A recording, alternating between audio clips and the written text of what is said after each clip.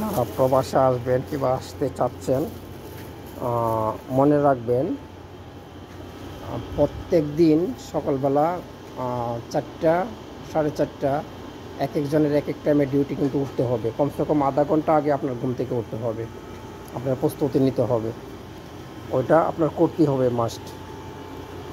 কারণ গাড়ি সময় মতো আসবে, আপনার জন্য বসে থাকবে না।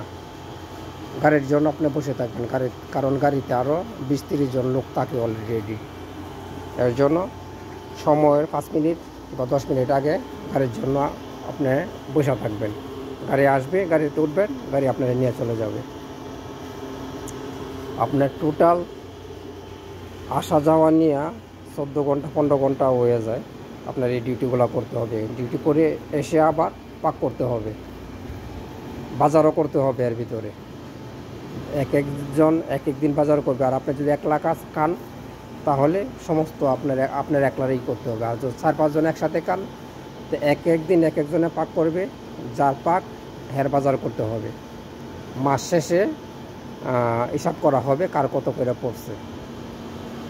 এগুলা মিলে যদি আপনারা আসেন, আপনারা করতে পারবেন কি না, এভাবে পাক করে খেতে পারবেন কি না, এগুলো মাথাতে রাখবেন, রেখেতে আসবেন।